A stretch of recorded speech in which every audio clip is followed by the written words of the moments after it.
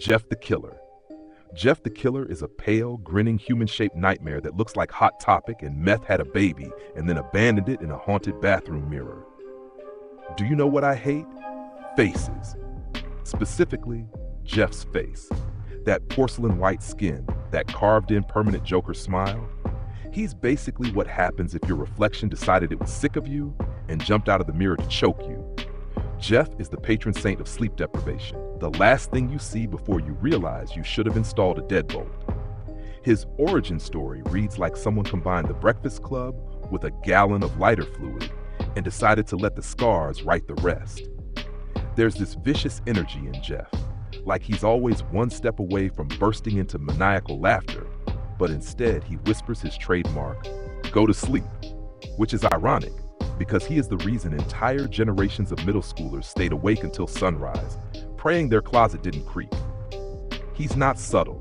He doesn't haunt your dreams like Freddy Krueger. He just shows up. He's the 3 a.m. knock at the door, the bad Wi-Fi of murderers, the embodiment of you're not safe in your own home. Psychologically, Jeff is disturbing because he's just human enough to be real. No tentacles, no supernatural loopholes, just a kid pushed into fire and madness who decided murder was his bedtime routine. And that's what makes him sickly magnetic. He's the suburban boogeyman you could imagine seeing under a street lamp, smiling, waiting. He is bad fan fiction turned flesh, Creepypasta's bastard child that clawed its way out of DeviantArt and into your nightmares. And somehow, against all odds, Jeff became iconic. He's like Slender Man's trashy little brother, less mysterious, but twice as likely to stab you in your sleep because you looked at him funny. Smile Dog. Smile Dog is the cursed JPEG that proves hell doesn't need fire. It just needs low-resolution teeth. I swear to God, this thing is the reason I can't trust old USB sticks. Smile Dog is literally a photo. That's it. Not a monster, not a knife-wielding psycho, just a file. But the second you open it, it's like your brain gets infected with malware that whispers in your skull. Spread the word. The picture? A nightmarish husky with human teeth, glowing eyes, and the kind of grin that says, "I've been waiting for you," in the way a predator does before it bites. What's genius, no, what's evil, about Smile Dog is how banal it is. We live in a world where everything is screenshots, memes, cursed images, and Smile Dog weaponizes that. You think you're just clicking on someone's old AOL attachment, but nope, you've basically just bought a one-way ticket to madness. The story is littered with victims who either kill themselves or spread the image like a virus, and it's this endless cycle of dread. Smile Dog doesn't need claws. It has Photoshop.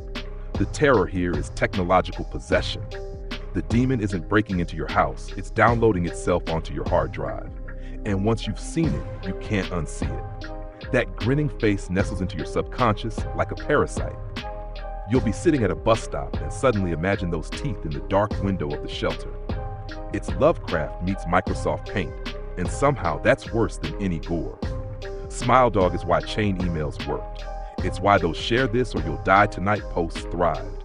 Because deep down, part of you wonders, what if the file is cursed? And in that hesitation, in that shiver, Smile Dog wins. Been Drowned. Been Drowned is the haunted cartridge of The Legend of Zelda Majora's Mask, the reason you'll never trust thrift store video games again. Imagine plugging in your N64, thinking you're in for some nostalgic escapism, only to find the game is staring back at you. That's Ben. He isn't a ghost in the attic. He's a ghost in the code, a drowned boy who spear-latched onto a used game like malware with a grudge. The save file that reads Ben. The game that glitches into distorted horrors. Link's face twisting, the music warping, statues of yourself appearing where they shouldn't be, like the universe is mocking you with your own reflection. The thing about Ben Drowned is he makes paranoia feel rational. You can't just turn off the console. You think you can delete him, erase the file, but he finds you again. He hijacks the internet. He spreads through YouTube uploads, creepy text logs, cryptic ARG updates. He isn't confined to a cartridge. He migrates. That's what makes him monstrous. He knows the rules of reality and refuses to obey them. Psychologically, Ben Drowned nails that childhood terror. The idea that the safe, colorful world of video games could suddenly betray you. Mario never looked at you funny. Sonic never whispered threats in a distorted voice. But Zelda let a grinning statue follow you around like a stalker. And if the game itself is alive, if media can be possessed, then where do you run? The haunted house is your console. The exorcism is unplugging it, but the ghost just laughs and uploads itself to your laptop. Ben isn't just disturbing because he's scary. He's disturbing because he's modern. He's the first ghost that understands broadband internet. And honestly, that makes him scarier than any creaky Victorian phantom with unfinished business. Ben's business is you. Laughing Jack. Laughing Jack is a demonic clown doll thing that proves children's imaginary friends aren't imaginary. They're recruitment officers for nightmares. Picture this: a kid talks to thin air, insists they're playing Tea Party with their friend. Cute, right? Wrong. That's Laughing Jack, a monochrome harlequin with a shredded carnival aesthetic, a broken Jack-in-the-Box nightmare that first lures kids in with candy, fun, and games, and then rips them apart, literally, disembowelment as playtime. Because when Laughing Jack laughs, it's not with you, it's at the sheer fragility of your human body as it comes undone. There's something uniquely vile about Laughing Jack because he weaponizes innocence. He doesn't stalk hardened adults. He doesn't whisper to jaded teenagers. He preys on children, the most defenseless, the most trusting, and he turns their joy into terror. Imagine your kid runs into your room screaming that their friend made them eat something rotten, that their friend won't stop watching from the closet. And then you realize the closet is laughing. He's also disturbingly theatrical. He doesn't just kill, he stages a carnival of gore. Candy laced with poison, toys stuffed with organs, black and white stripes like a grotesque parody of funhouses. He's like if Willy Wonka finally admitted he was Satan all along. The laughter isn't playful, it's mocking, hollow, a shriek that knows you can't shut it off. Psychologically, Laughing Jack hits the primal nerve of corrupted childhood. He's the reminder that imagination cuts both ways. It creates friends, but it can also summon monsters that don't go away. Parents can't stop him, priests can't bless him, and psychologists can't explain him.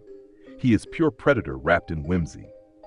And worst of all, when you picture him, you probably imagine a clown.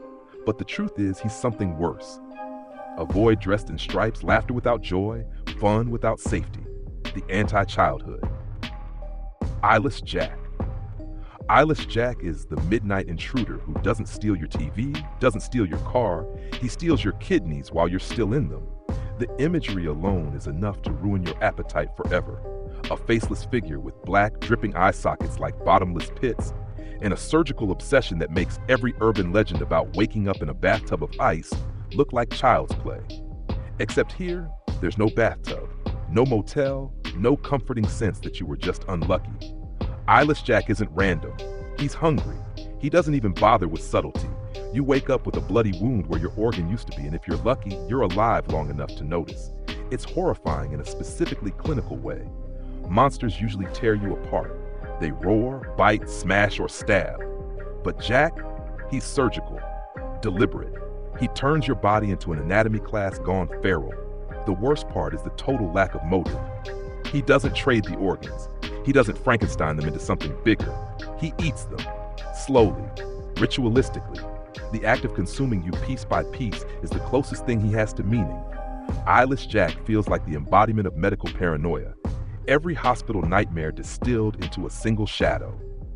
We trust doctors, surgeons, anyone in scrubs, and Jack perverts that trust. He's a scalpel without ethics, a nurse who only shows up to take, not heal. He's what happens when the idea of surgery crawls out of your brain and starts stalking your bedroom. He doesn't even need eyes to find you. That's the most disturbing part. He's proof that vision isn't necessary for hunting. You're meat, and meat makes noise, and meat bleeds. Jack doesn't need to see, he knows, and that's far worse. The Smiling Man. The Smiling Man is a man-shaped hallucination in a wrinkled suit who proves that horror doesn't need claws, fangs, or supernatural lore. All it takes is a smile, stretched too wide, held too long, at the wrong time of night. The story is simple. A guy walks home late at night, empty streets, dim streetlights. Then, from a distance, he sees him. The Smiling Man, suit too loose, posture slack, face frozen in that nightmarish grin. He doesn't speak, he doesn't chase, he doesn't even blink, he just follows. Sometimes he breaks into strange jerky dances, his body twitching like a puppet with cut strings. And every time you think you've lost him, he's there again, waiting, smiling. Why is that so terrifying? Because it's possible. Strip away all the ghost stories, monsters, eldritch deities, and what remains? A stranger, at night, watching you, smiling. The story weaponizes that instinctive fear, the one that tells you not to walk alone after midnight, not to look too long at the guy across the street, not to trust the stillness. The genius of the smiling man is his lack of motive. Is he insane? A demon? A hallucination? It doesn't matter. You can't reason with a smile. You can't predict it. You can't even categorize it. Every other creepypasta has a why. The smiling man never needed one. He's horror distilled to its purest form, the uncanny. And let's be honest, he's not just a character, he's a phenomenon. Everyone's seen their own smiling man at some point. On the subway, in a gas station, on a street corner at 3 a.m. You don't know their story, and you don't want to. You just look away, quicken your pace, and pray that grin doesn't stretch wider when your back is turned.